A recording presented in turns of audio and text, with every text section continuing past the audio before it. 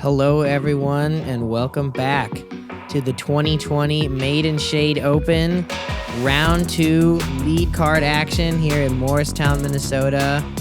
My name is Joey Temali, Throwcam, and today, a little commentary gig alongside my good buddy, Derek Sahr, and we got some new faces to Parsave today. Yeah, we do. Pretty excited to see these guys play. I love seeing new faces, local faces, coming and playing. As we jump right in here to hole 1, par 3, 204 feet.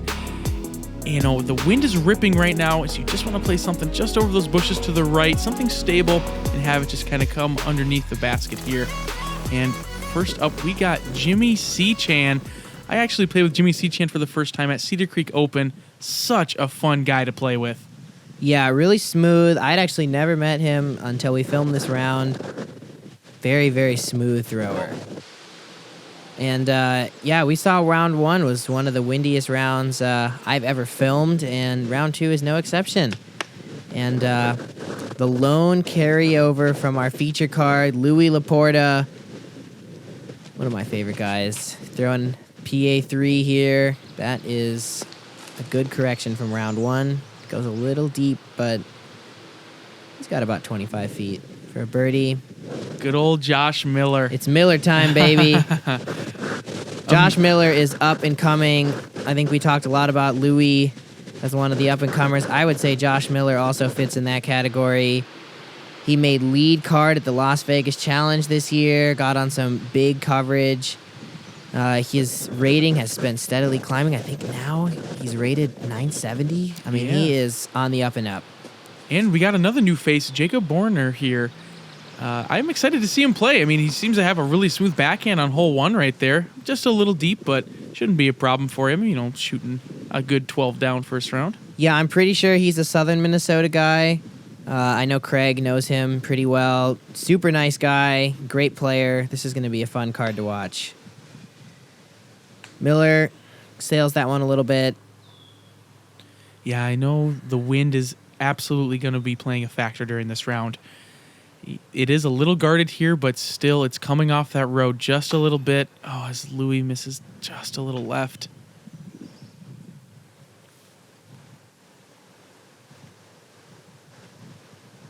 Here we got Jacob. Man, he is rocking the muscle shirt and the muscle pants. He's got all the compression you could ever want in a disc golf outfit. Yeah, boy, I'm kind of curious as to why he switched sides there. I wonder if it was something to do with the wind, because I saw him straddle right and then he straddled left. It might have just been a stance thing. I don't know if there was a bush or some brush in his way. That could be as well. Here's Miller. He's still got some meat left on the bone here. This is not a gimme. There you go. Nice job, Josh, getting that 3. Josh is a very competitive player. He always knows what the scores are. I know some people don't like to look at scores. Josh is, I honestly compare him to Ricky Wysocki in some senses. He's always looking at the scores. He always knows what the battle is. He always knows who he needs to be hunting down. And that's what fuels him. It doesn't kind of, some people that makes them nervous to look at the scores. But for Josh, it drives him even more. There you can see the Jake, good form, good 2, and Jimmy's he's widening that lead just a little bit on a few of these competitors out here.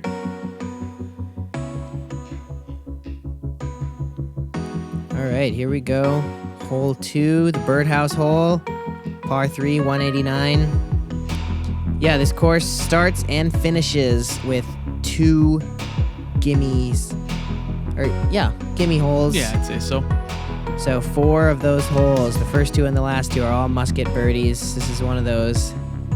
A little Anheuser putter, and some people, like Jimmy, prefer the forehand. And that's how you draw it up. Wow. Great shot by Jimmy. Just not even affected by the wind. He just threw something stable with the sidearm, just left of that birdhouse. Yeah, and, not even the wind, maybe just the pressure of having a lead. It's, there's some big names in this field. This isn't a pro tour or anything, but this is still a pretty popular tournament, and, he's shown us that he's not affected by that pressure. Yeah, and, Speaking of, the popularity of this area, huge shout out to Randy, doing everything he does here. This place is just beautiful. Every hole there's something cool to look at. And I love that about this course. Yeah, that one got a little bit squirrely on Louis there. He's going to kind of have a similar putt to the first round, probably about circle's edge. Josh opting for that backhand as well. This is a clutch. Josh putts and throws, clutches a lot. Ooh. Oh, wow. Just over the top of that basket. Yeah, he was calling that one. He thought that he was going to ring it up.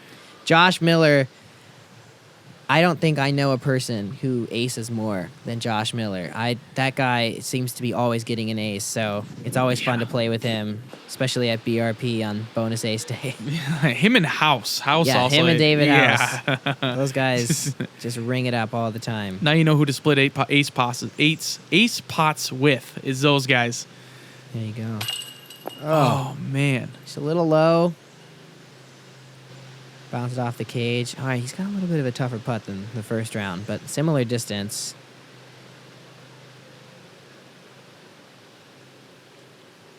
Nice putt, Louis. That straddle spin putt. Great angle. Man, 2 birdies in 2 rounds on this hole and about 60 feet of combined putting. Yeah. Very nice, Louis. Very calm guy. I think we got 3 guys on this card who are very, very cool, very mellow, very even keel players, and then Miller. Yeah, Miller's he's an emotional player. He's great to play with, and he just he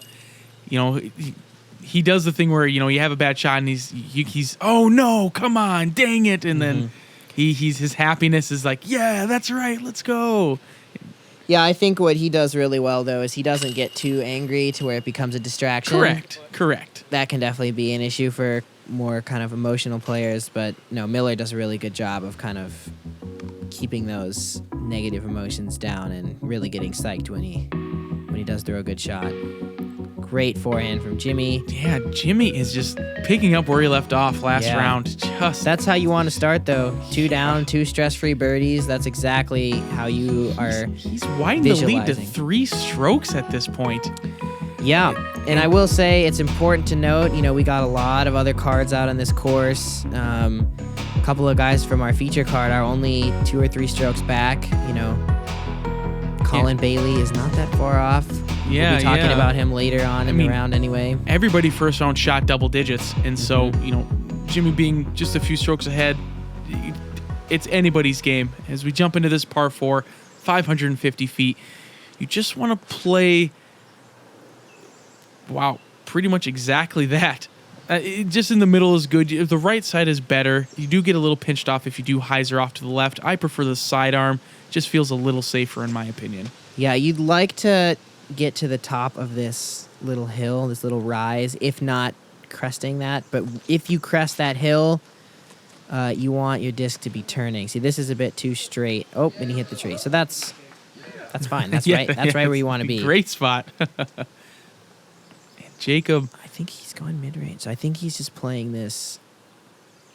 He's just really splitting this hole into 2 shots. Going full power mid-range. That leaked a bit left. Oh, got through. That's about where Ben Kroll was on the last round, is just on that left side. He's going to have that short basket in his shot. Yep. Here's Miller. Miller's an aggressive player. I'm guessing this is a driver of some sort. And some good kicks. I think that's all right. Yeah, he's going to be out in the open. We'll have a bit of a hyzer shot, I think, to get to the green. Mm-hmm.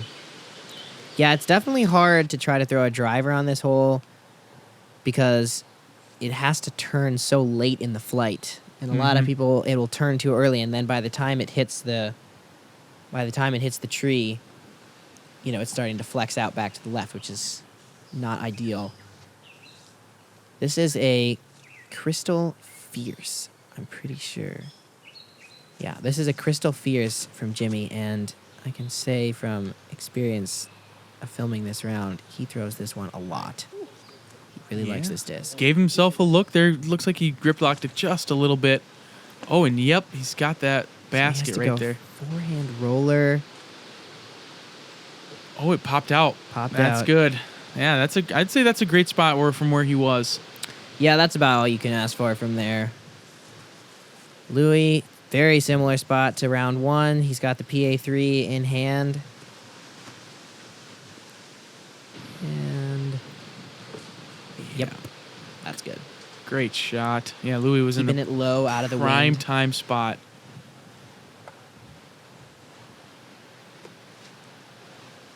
Jake a little early on the shot there, but left himself with a little bit of a putt. But he isn't where he is from not making putts. So I'm excited to see him hit some big putts this round.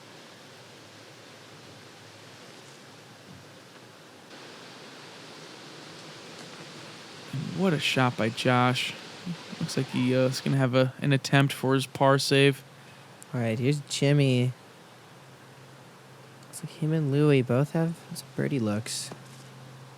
Oh, Hello. This is a pretty big putt here for Jacob. yeah, that There was you go. smooth. Great putt, Jake. Saving that par. Yeah, let's Little get par save productions.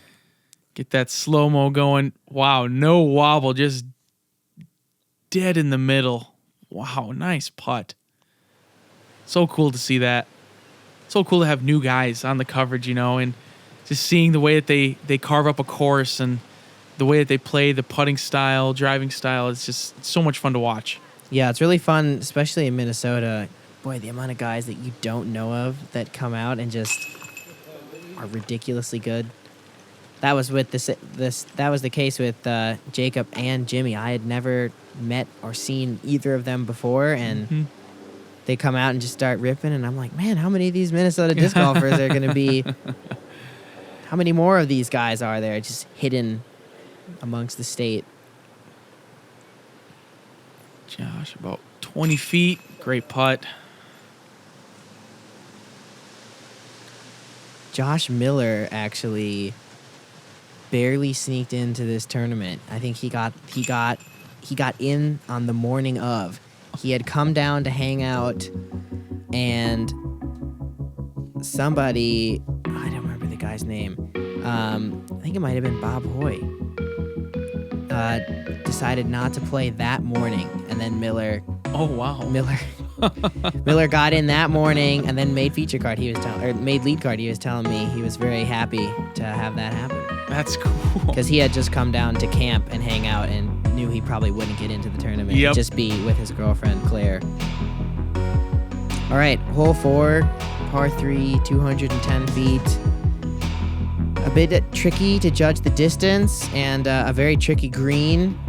You just want to crest this hill going really slow, because if you go a bit too far, you risk going 40 or 50 long. But that shot from Louis with the Nebula, that seems to be kind of the common mistake, is not getting enough air under your disc, and then you end up like 60 short. Yeah, and I actually enjoy throwing the forehand on here with a driver and just hitting those trees on the right, and just thinking to myself, just make a putt from the tree line. As Jimmy puts himself a little short, like you said, that miss. Yeah, and that's not a putt that you want on this hole. That is an extreme death putt. Yeah, All these guys look like they're throwing putters or mid-ranges. I think I would honestly rather have Jacob's spot than Jimmy's, because from Jacob's spot, I'm just like, I have to lay up. Yep, and you don't have to think about or make the decision to lay up or to go for it. This might... I'll say that might have been a fairway from Miller. That was looking really good, but those trees are shaking. They're up and down from all the wind. Great shot. Yeah, that's pretty good there.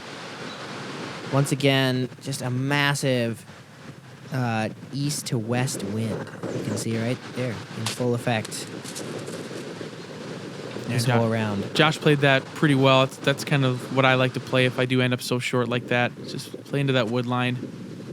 Louis. Oh my goodness. Oh, what? So he told me he was trying to lay this up. Oh, and the And you wind can just see, kept look, him up. Yeah, and the wind just kept his disc up. Oh my gosh. Yeah, he What couldn't a believe he made that putt. He said, I was just trying to lay it up, and the headwind just kept it up. Look at him. him. Yeah, he's pumped. Heck yeah, Louis. Great putt. You were not expecting to make something like that, especially with that much wind, and just picked up perfectly. Now, I'm curious to see what Jimmy's going to decide to do here. Looks like that's a Luna in his hands. Oh, he does give it a bit of a run. Yeah, it looks like kind of the same as what Louis did. Yeah, just not as much spin. Good putt from Josh. Good save. Yeah, that's a tough win for his putt, which is a bit more of a loft putt. You could see he really jammed it in there into that headwind. A little high, but Jacob's in. No pictures on the scorecards, as they say. Mm-hmm. Yeah, he's playing that tailwind, trying to make sure that he gets it high enough so he doesn't hit the cage. Good putt by Jimmy. Yeah, like I said, I got to play with Jimmy at the CCO many, many moons ago. As you see, Louis pumped about that, and Jimmy was a great card mate. I had a stretch of where I wasn't playing so hot, and he took me and says, "Hey man, you're good. Like keep your head up." And it seriously helped out so much, and I will always remember that. Jimmy's an awesome guy to play with. I recommend playing with him at any time in your life. As we jump into hole 5, par 3, 251 feet. This green gets a little fast. You want the disc to fall short of the basket because it does slide quite a bit, as we saw last round's coverage. That rock is right there. It's a great aiming spot to land your disc at if you can land it right near that rock, and usually it slides up pretty well. Yeah, so these guys have about 25 to 30 mile an hour tailwind here. It definitely makes it tricky. You don't want to put your disc too low because usually a tailwind will kind of drop your disc, but because this green slopes away, if you get it up a bit too high, that wind can just push it all the way down. Here's Jimmy. Oh, that looks good. Yeah, and there's that slide right there. Landed at about 40 short and just slid right up to about 15 feet. And Jacob needs it just hyzer a little bit, and it is. Oh, off the pin. Oh, that's kind of dirty. Yeah, kind of an unfortunate bounce off that pole. I didn't see that from the tee. Miller with the clutch. I've never thrown a clutch, but all the guys that I talk to who throw Legacy tell me that it's kind of the go-to putter. Yep, and this is kind of forgive me not knowing the correct terminology, but it's the Star plastic, I believe, that he's throwing. Oh, type sure. clutch, if that makes sense. Yep, the premium plastic yes, clutch. Yep. Yeah, I think he has 2 premium plastic clutches, and then he putts with the base plastic. Correct. Clutch. Yep, that sounds right. Louis, after hitting that last putt on the last hole, this is not out of his range. Oh, just a little nose short. down. Yep. A little bit of action on that green there. Yeah. Miller's got another headwind putt. He's going to really have to try to spin this. Come on, Josh.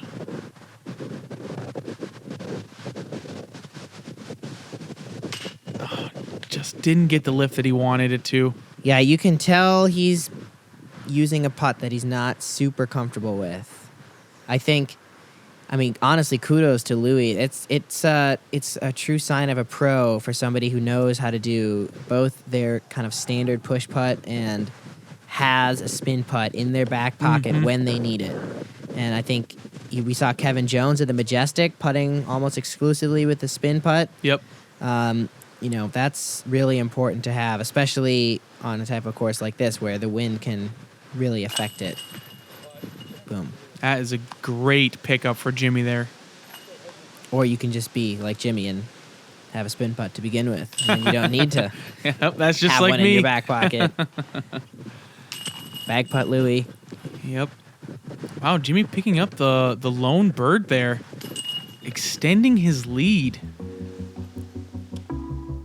Yeah, Louis was kind of close there. He was only a stroke back, and now Jimmy has widened that to 2. Jacob and Josh are still in the mix, but they definitely need to get something going here. All right, next hole. Hole 6, par 4, 285. This is an interesting par 4. It's only 285 feet, and it is definitely tempting to try to get that 2, at least for me. But in reality, it's a very easy 3. Just a simple forehand out the gap, and then a nice controlled putter upshot into the green. Neither shot should be much more than 150 feet.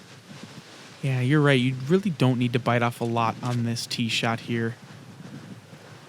Jimmy's, that is a great shot, though. That I couldn't put my disc in a better spot than that. But I have heard of people, like you said in the previous round coverage, throwing a sidearm cut roller and getting all the way down there. Yeah, I threw, just for fun, I threw a Luster PD2. You need something super stable so it doesn't flip back, and I threw a Luster PD2 on a sidearm cut roller, and I got to about 35 feet. Wow. In just a casual round. And Jacob, that's a smooth sidearm. Jacob's got the best of both worlds there. Good backhand, good sidearm, nice putt. He was a very smooth player. Miller with the sidearm. He told me he's been working a lot this offseason on his sidearm. And that'll do. Yeah. There's nothing wrong with that. I see a lot of the backhand play sometimes typically gets to that area as well. You can see the basket on your upshot, but, this is a pretty sloped green.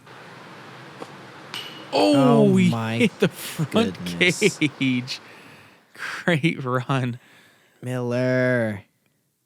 Oh, nice, Kraig. Good angle here. Look at that skip. Oh, that looks like it's in. Oh, my goodness.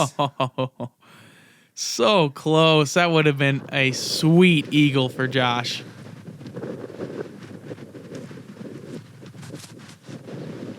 Jump putt. Wow, Jacob, holy cow. If that hadn't hit that tree, that might have gone right in there. That is impressive. He has so much power behind that jump putt. That's about a 180-foot jump putt, maybe a little less? Yeah, something like that. Louis, just nice and smooth. Yeah. Just like last round, I think he did the exact same spitting image. Kind of played it the exact same. It was kind of cool. And this is a little high. It's pretty guarded green, though. Well, yeah, he's got about 25 feet. Definitely a little mistake there from Jimmy. Yeah, that sloped green, those sidearms do not like that. They really fall off.